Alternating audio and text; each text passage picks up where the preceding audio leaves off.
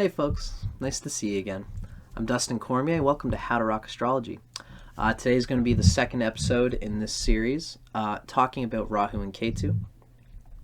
In this episode, we are going to read a small excerpt from an essay that I wrote in Ryan Kirksack's Astrology Apprenticeship program.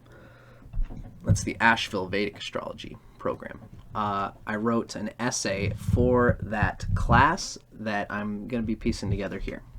So if you see me looking at my computer and looking directly at the screen, I'm looking at basically my essay. So I hope you guys enjoy. Today we're talking about, in particular, the duality between Ketu and Mars and Rahu and Saturn. And we are going to use a metaphor that I've cooked up to explain what this duality is. I was just thinking about it, and I wanted to get a concise metaphor for it. So this is the metaphor that we've got happening, and I hope you guys enjoy it.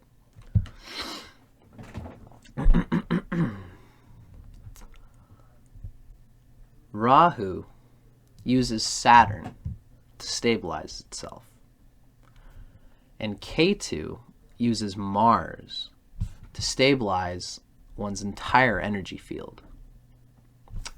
A suitable metaphor to describe this polarity of Rahu and Saturn versus Ketu and Mars is that of a movie production team. Ketu is the writer of a movie franchise.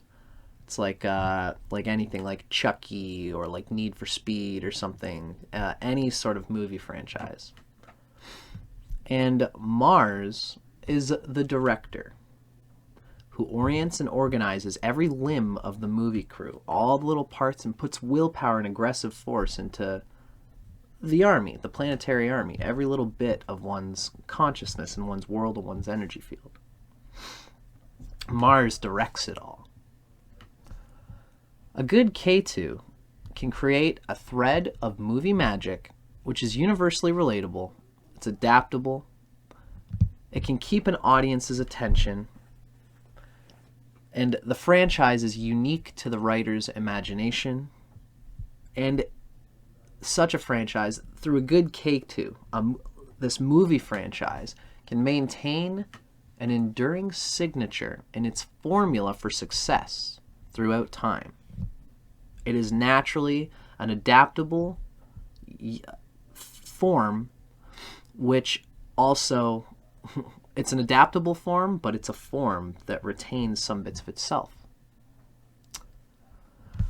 So, while a movie series may have a good director, a good Mars, and it may even have resources and executive producers interested in expanding the film's franchise, that's Rahu and Ketu.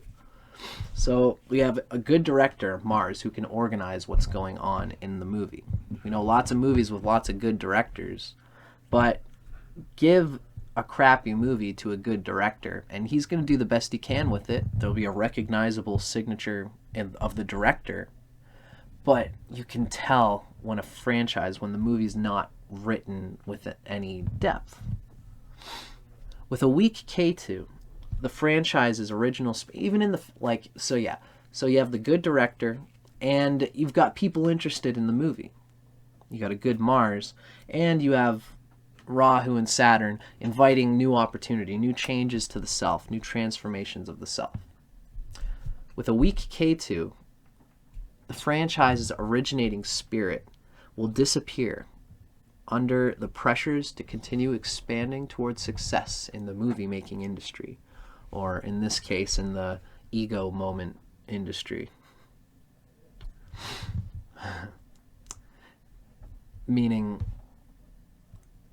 the franchise, the Ketu, the identity, the useful compartments of the self that one does find will be dissolved in the face of Saturn. You might have had some good things in your old lives, but you might not be able to take advantage of them in the new life that Saturn and Rahu bring you if you've got a weak Ketu and a weak Ketu Lord. You won't be able to bring the riches of your earlier and younger life into your old age, because you will have transformed in a way that is not that does not have open doors for what you built up back then. It is Ketu which maintains the cogency of the originating spirit in this movie franchise, despite all obstacles. And similarly, it is Ketu's role in astrology to maintain the bottom line of the identity through which one may sustain themselves in all areas of life. However, such a franchise must eventually suffer if it can't bear the human spirit's craving for novelty, challenge, and new experiences. A person with a healthy Ketu, they may use their energy field and their lives, their planets, their psyche in a functional, satisfying, and even like a frugal way. But without Rahu, without strength in Rahu's house and Lord, as well as an enduring Saturn to get the most of it, without Rahu and Saturn, the person may well squander their talent and their Ketu by maintaining the same old hat, the status quo, never venturing to be greater than their originating achievements. Indeed, such a person may behave in wasteful ways and go through great pains to maintain what has come from the past, holding on to the past, even if it's a good Ketu. They might hold on to the past despite any glaringly obvious opportunities for development that are presented to them in our ever-transforming world. But a good Ketu will at least keep them afloat. And that is a deeply important thing. Rahu is the agent of expansion in any project. Yet, Rahu's instinct of expansion, will to expansion, is useless without some enduring platform, Ketu, to stably and continually expand from, to having some castle with which to build resources and psychological materials through which can be used in a surge of new exploration in Rahu. The Ketu, if you're, as Ernst Wilhelm says, if you're worried that your stronghold, your Ketu, your psychological home base is going to be wrecked by barbarians, you're never going to venture out. You're not going to have the karma with which to instigate that kind of risk to your basic survival. So, with a strong Ketu, a film franchise can formulate a vision of advances to its plotline, so that the original framework becomes wildly experimental and quite transformed from its original visage. It's not always a bad thing. Look at any movie franchise where the movies just progressively got better. This is what it's all about. You know, you don't want to just keep making, like, I don't know, National Lampoon's Vacation number 7, or like the 7th movie in any series where it's like, oh gosh, why don't you just end it already? But sometimes Ketu will do that. It'll just keep perpetuating the same existence, and everyone is like, this person is never going to change. But at least this person, it's like a crocodile. They've been doing the same thing over and over again, and there's a reason why. It is working. It's ugly and weird looking, but it's working. Again, crocodile is more of a Saturn metaphor, but I digress. Saturn is the executive producer. It is Saturn which provides the opportunities. It's the limitations of Saturn. Saturn is this real life thing. It's our reality. It's our limits. Sometimes our limits and the world's limits. Usually when something affects you in your chart, it's going to mean that something in your reality is a way that you have to adapt, that you have to get used to, that you have to endure through, and not have enough resources, but oh, that's okay, I've got a good Saturn, I'm gonna make it. Not have enough water on the journey, not have enough food, going without the necessary resources. But still, for some reason, because of your strong Saturn, you had the will, you had the social dereliction and responsibility to get through it. And this provides it. Ironically, it's like you don't want to waste a good crisis. When something happens in your life that's a crisis, it might be Saturn or Rahu forcing you to adapt to a new reality. And if you have a good, again, then you will be able to channel all of the best of the old reality from your Ketu sufficiently and succinctly and sustainably in a way that rings it the best that you can when you have a good Saturn. You might have a good Rahu that will instigate a transformation or a new world that you have to adapt to. But if you don't have a good Rahu, you won't really have you'll only change as much as you need to. You won't be looking for opportunity. You won't be looking for a way out of what you've been. You're probably going to be looking more to keep sustaining what you've had going on. But there will be Saturn. There will be an obstacle. And you might have a good Saturn with a bad Rahu. You might have a good Saturn, and you might want to endure and get the most out of that opportunity, and adapt and get the richness and push through it as much as you can. But it won't be that. It won't come out of your consciousness if you have an ill-placed Saturn if you have an ill-placed Rahu by house and its lord and the health of its lord. If you don't have any of that, then you might not be compelled to seek transformative opportunities. And if you're not seeking it, then it might be right in front of your face and you don't take it. Rahu's the will to transform positively and constructively. Hopefully, a good Saturn, a good Rahu will be constructive and deliberate. Saturn and Saturn's placement in health is the capacity of a person to A, get through it, B, to have the faith that they can and will get through it, and C, for it to happen, for some kind of network connection opportunity to happen that causes you to have new responsibilities and duties that will bring you to a new height. So this is how I say it here, is that Saturn is the executive producer of this movie franchise. Saturn provides the opportunities, the contracts, obstacles, resources, stability, and pressure to pursue a specific goal with the movie, which can take the originating intent farther than its original vision for a specific purpose. What I'm basically thinking of, it's like if you're making this movie, and the movie involves you going from like Seattle up north to like Vancouver, and your plan is to go up there, but like the national rail is broken down or something, so you have to take a detour, and the people in the movie say, you know what, if we're gonna do this, it's Saturn, the executive producer, says, well, I've got an opportunity for you to take this movie and what you've got going on and to work with these people in more east before you go there, in the Rocky Mountains, east of Seattle. And it's going to take you away from your other course that you desired, but you need this in order to get the credo or the money to move forward to the next spot. And so that's like a Saturn thing. Like, you need to do this extra thing, but it's an opportunity in disguise.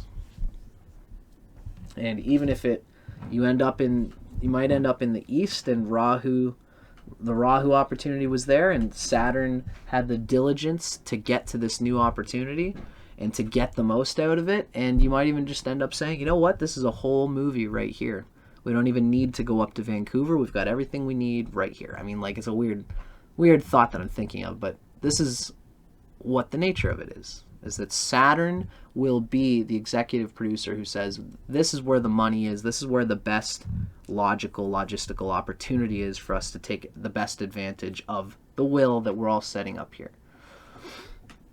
And it's Rahu that has the will to even instigate any kind of change. It's like Rahu and Saturn are kind of the same thing. They're this like executive producer, this agent, this agency of change. So hopefully this is clear. Saturn brings things farther than the originating intent, farther than the original vision of where you are in your life. And it's for a specific purpose, for this little goal, this little intermediate thing. All the little goals add up to Saturn, right? Now, these opportunities may be presented, these opportunities of Saturn. They may seem like a limitation, a lack, or an obstacle. But if the desire to expand, Rahu and its lord, are strong enough, then the limits that Saturn presents will properly be understood as opportunities, and the original vision will be effectively transformed, for better or worse, to the franchise, right? To meet those realistic opportunities presented in one's reality. So the whole franchise has to transform to fit this new, and the movie changes. Now the atmosphere, the look of the whole movie is now changing because of what happened with Rahu and with the reality. We could look at them as limits, but limits are not the right word for Saturn. The right word to describe Saturn is your reality, what's right in front of you, the opportunities that you have. A good Saturn will give you good opportunities and the will to get through those opportunities, or to endure through them. It's Rahu that has a joy and even seeks little weird opportunities like this that become limitations, that become transformed consciousness, and Saturn gets us through it. Now, a good director, Mars, can make any objective come through, any movie, whatever's going on. Mars is what kind of shows that the movie turned out good and effective and organized, and everything is coming along in a timely manner. And because of that, there's excess energy, because all the annoying details that might clog up the system are taken care of. Or at least there's a nobility that wants to keep pushing to get all these things done. There's a drive for that focus. And this helps to maintain the buoyancy of the franchise. It even helps Ketu. Ketu uses Mars to organize and get this basic idea of the movie out. So a good director can make it all happen and to maintain the buoyancy of the franchise. So it's only when these hemispheres, Rahu and Saturn, Ketu and Mars, it's only when these hemispheres work in tandem that the adaptable, self-realized, the spirit of the franchise can be retained. That's a healthy Ketu. The spirit of the franchise can be retained and presented through Mars in a way that puts the available developmental resources, that's Saturn, the opportunities, the networking, it puts the available developmental resources to their riskiest, most ambitious use. That's a healthy Rahu. Riskiest, most ambitious, yet still sensible use. The condition of Rahu and Ketu in a chart determines whether one's energy field can maintain its integrity while still, that's Ketu, can maintain its integrity, can have integrity, is worth keeping integrity for. That's what you have when you have a good Ketu. It's these things, you're not carrying them forth for no reason. People consider Ketu to be the annoying little brother of your past life that is like ill, and you don't like Ketu. We have to move towards our Rahu pole, which is true, but this is the point, is that it's the strength of Ketu that can determine whether one's energy field can maintain its integrity. Is an integrity worth maintaining? And through Rahu, we can see whether this sustained sense of moving forward, the sustained sense of doing what's right for oneself, can come through a form and even transform and survive to fit the immediate reality at hand. That's the Ketu and Saturn pull. So hopefully that's clear. Hopefully this is making sense for you guys, and it's coming through in the clear way that I think it is. Let me know in the comments.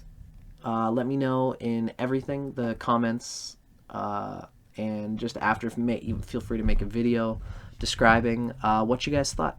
I'm very curious to hear it. This is kind of my metaphor that I've derived from my experiences of learning about Rahu and Ketu. And in the next video, we're going to have a little preliminary case study, which is the rest of this essay. So it's not going to go into the same detail that I usually would in a case study, but it's going to be a nice, fresh little display of what we're getting at with Rahu and Ketu here. Using the metaphor that it's going to build on the metaphor of the movie production team that we've got here. So let me know what you think of it, folks. I'm Dustin Cormier for How to Rock Astrology. See you on the flip side, folks. Thanks for watching.